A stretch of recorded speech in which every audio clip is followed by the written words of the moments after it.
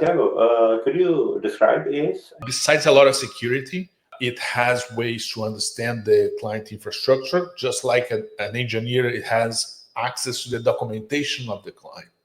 So it helps makes better decision.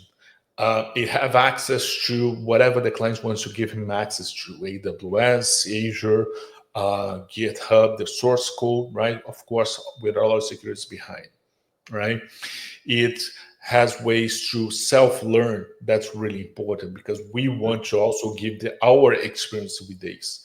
So ACE is able to be guided by us.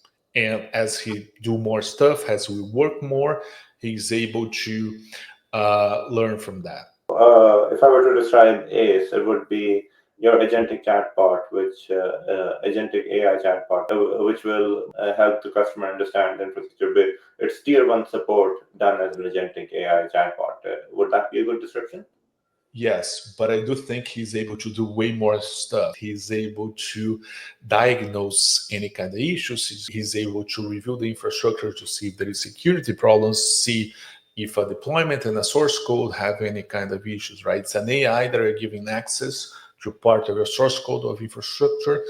And with that, he can help the whole operation. At the same time, it does have a monitoring agent, EZOps, that is able to keep looking at the infrastructure all the time. Look at your logs, look at your metrics, your monitoring metrics, and see if there is something wrong, right? If there is something wrong, it's able to look at your Kubernetes cluster, for instance, and diagnose everything. And being always available. At the same time, that is also helping any developer or engineer from our side, from the client side, to build things faster, to reduce the amount of hours, and to develop in a standardized way, to develop the right way, right? That's why startups are ideal for that, because you have a tool that is always there for you. You don't have to depend on so many professionals, sometimes all over the world. Right. And this tool can support you, can make sure you're secure, and can make sure everything's working as you expect. So tell me more, Thiago, and how the tool works. What's the synergy that you have with the tool? Okay, so since we use a lot of Slack, right? So the idea is just ACE become one of the DevOps engineer, right? One of the cloud engineers, if you want.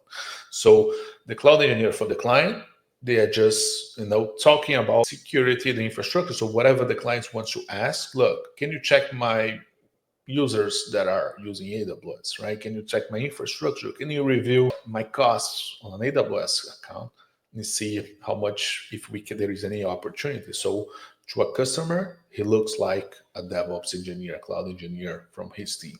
From our side, for instance, we have our engineers using him to build templates, right? So build a template to create the VPC with private subnets, with a load balance on the private subnets, and build a pipeline and just run that for me.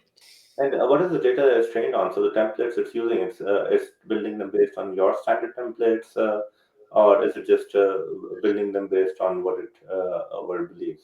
So we have a knowledge base, right? So as somebody requests something from him, it will get our knowledge base, right? It will get its own knowledge base from things that he did in the past. Mm-hmm.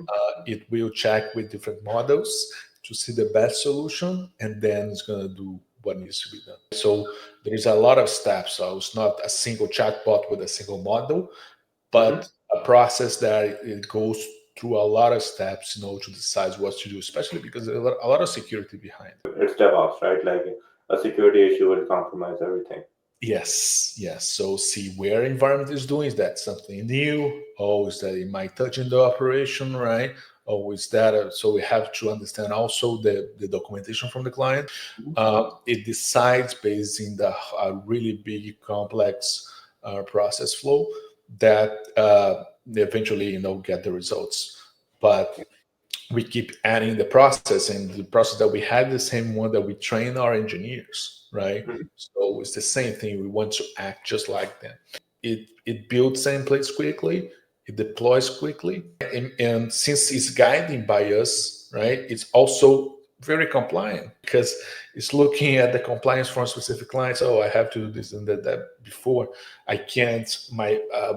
It's very secure because it's putting the keys the right way, not in a place that maybe a developer might put. So it's very secure, and it's a really help for our engineers. Is it trained not only on the hey, these are the best practices, but then is it also trained on these are bad practices and do not do these?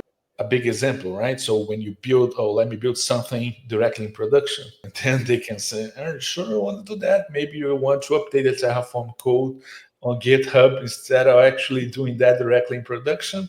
So that's something it does, right? So making sure developers are not doing stuff and maybe forgetting to update. Even for instance, documentation is automatic, right? So whatever it does, it's going to update the documentation. But doing things the wrong way is something that he always worried, and making sure even if the developer forgets, that he can do it later.